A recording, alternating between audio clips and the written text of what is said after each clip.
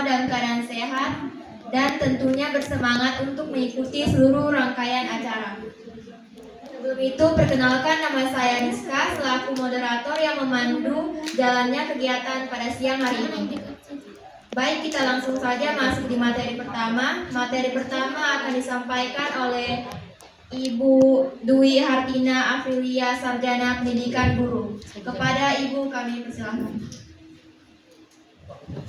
Dengan materi yang diberikan amanah kepada saya, yaitu tentang konsep hubungan dengan Sang Pencipta, hubungan dengan orang tua, hubungan dengan teman, dan juga dengan lingkungan.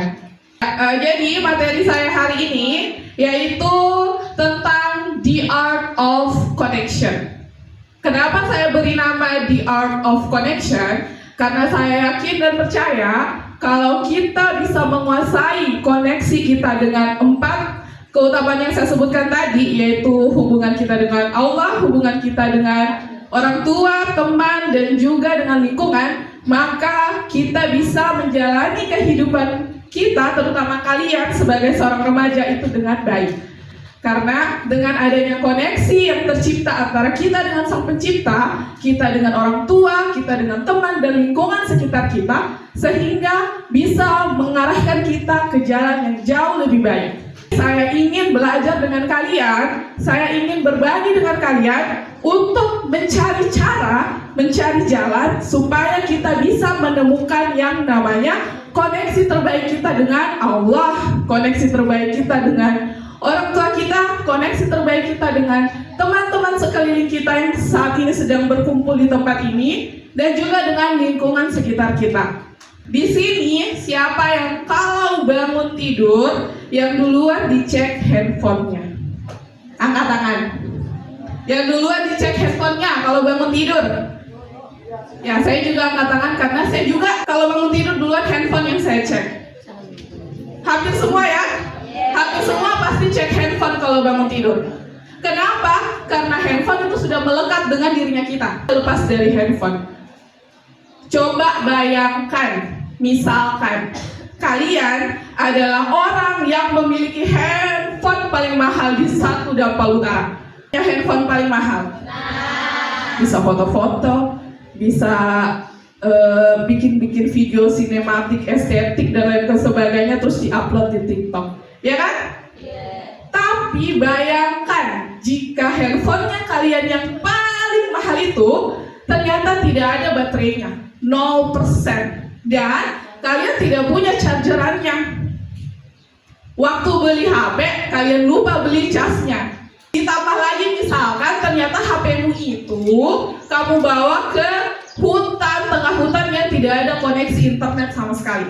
Jadi sudah lowbat nih, tidak ada jaringan nih, tidak tahu mau melakukan apa di tengah-tengah hutan itu, ya kan? Nah, begitu juga dengan hidupmu. Kalau diibaratkan handphone, hidupnya kita itu sama kayak handphone. Kalau tidak ada dayanya, tidak ada energinya, tidak ada baterainya, ditambah tidak ada koneksi internetnya, maka percuma. Tidak bisa kita menjalani hidup dengan baik. Kita tidak menemukan arah yang tepat untuk menjalani hidup. Karena kalau kita menguasai 4 koneksi ini, pasti handphonenya kita bisa menyala. Hidupnya kita bisa terang, bisa menyala. Karena kita temukan nih, ada nih chargerannya, ada nih wifi-nya. Jadi bisa dipakai untuk internetan. Bisa senang-senang lihat scroll-scroll TikTok. Sama halnya dengan hidupnya kita. Kalau ada keempat yang tadi saya sebutkan, maka insya Allah kalian punya arah yang jelas untuk menjalani hidup.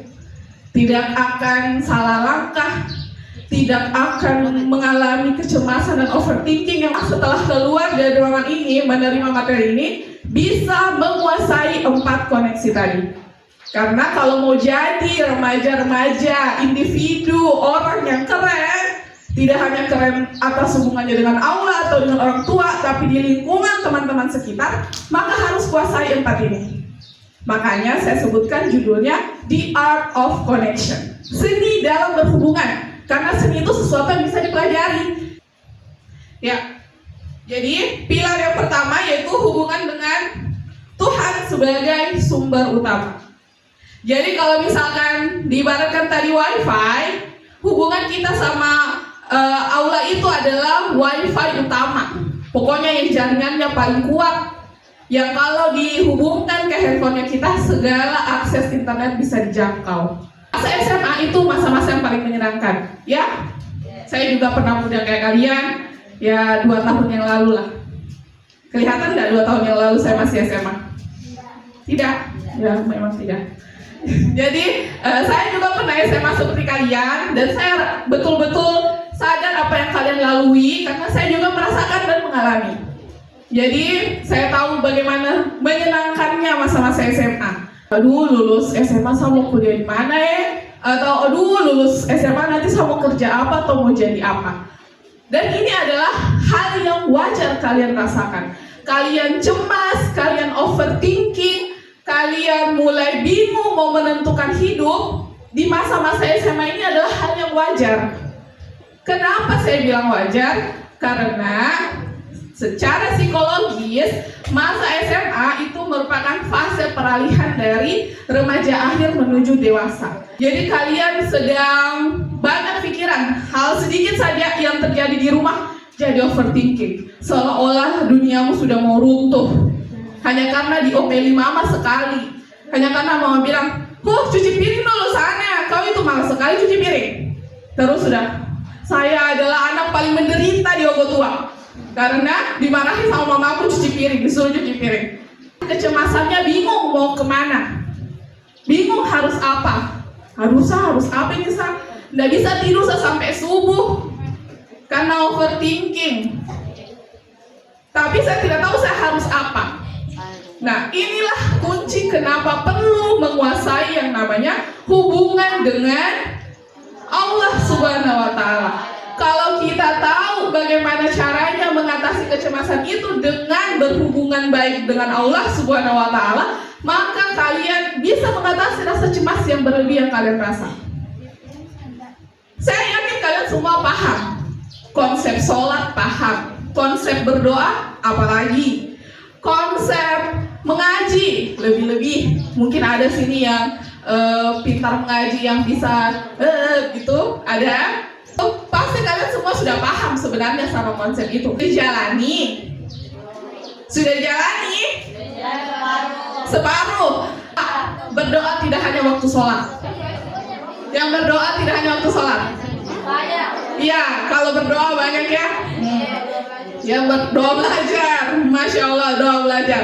Ya, jadi sebenarnya konsep pendekatan dirinya kita sama Allah kita sudah tahu semua melalui sholat, melalui mengaji, melalui berdoa, melalui berpuasa, puasa Ramadan atau puasa sunnah. Sebenarnya kita mengerti semua konsepnya, tapi susah dijalani. Allah tunjukilah aku jalan yang lurus, ya kan? Tapi kalau kita tidak beribadah, berdoa, bagaimana caranya mau ditunjuki jalan yang lurus?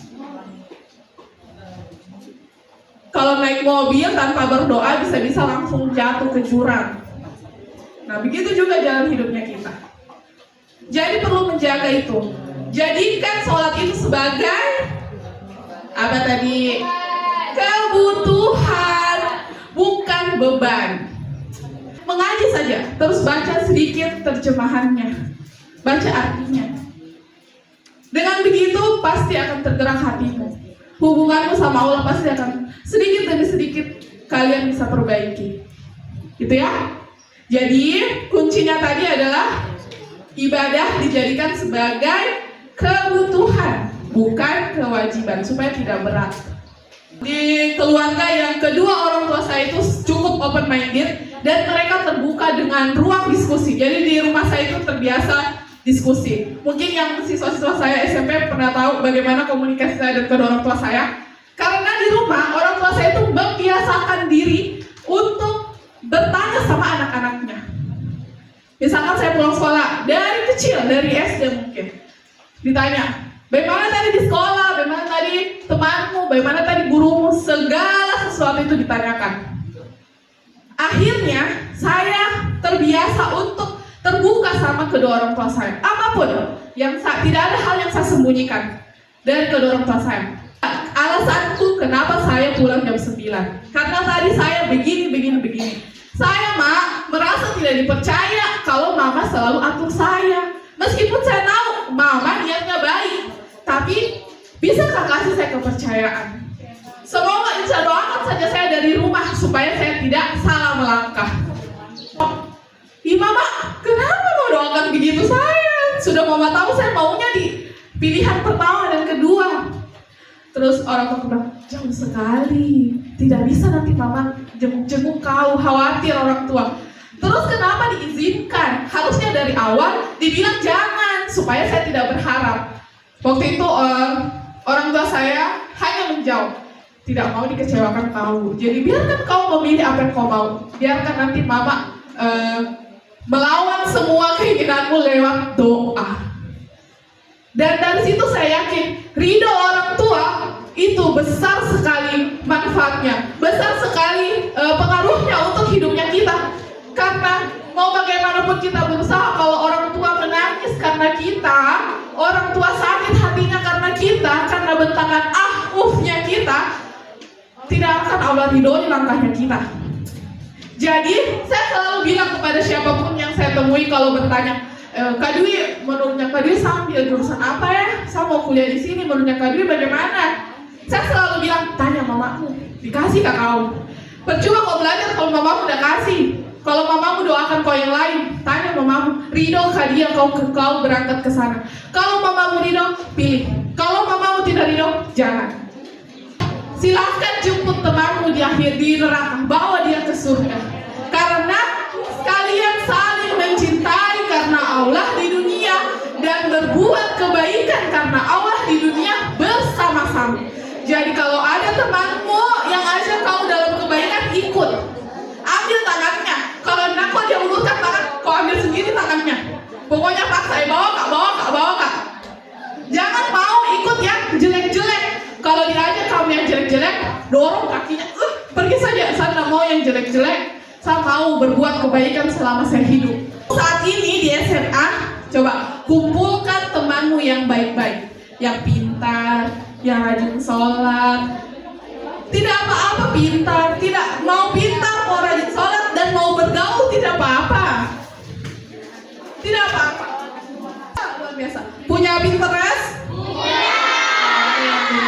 Ya. Instagram dan sosial media lain yang kalian punya, jangan disalahgunakan. Jangan disalahgunakan. Pakai saja untuk kebaikan. Karena kalian tahu amal jariah. Tahu? Ada juga namanya dosa jariah. Ada toh?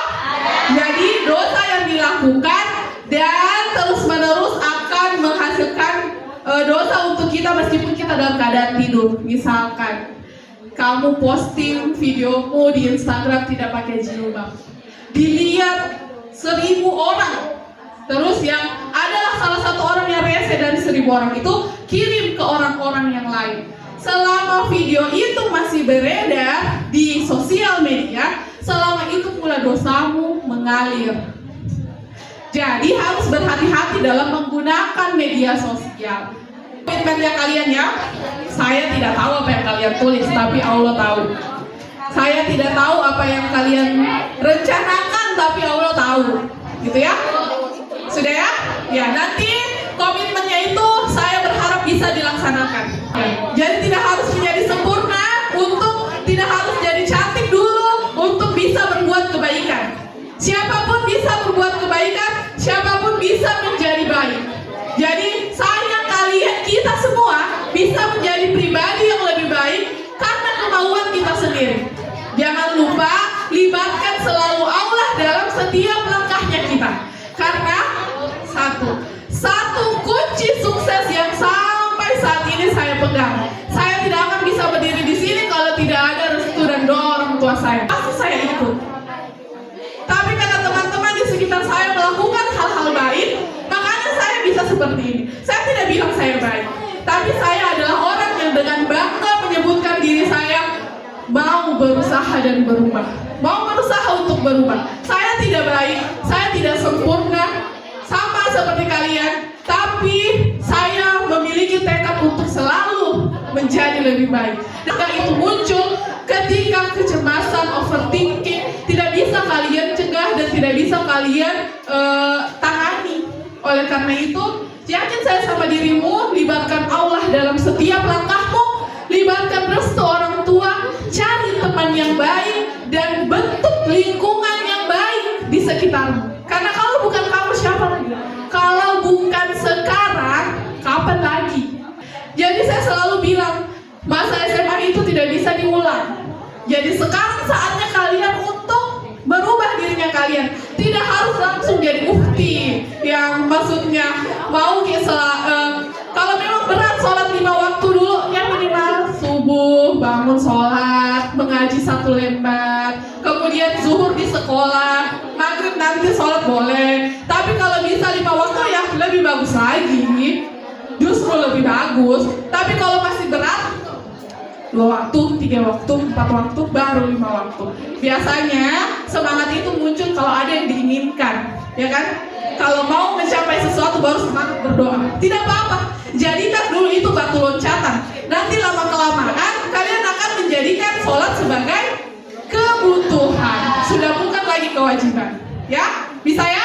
Ya. Jadi hari ini kita sudah komitmen, setelah materi ini semua ingin berubah dirinya menjadi lebih baik. Bisa? Bisa. Keluar dari ruangan ini menjadi versi terbaik dirinya kita masing-masing. Amin. Bisa ya? Bisa.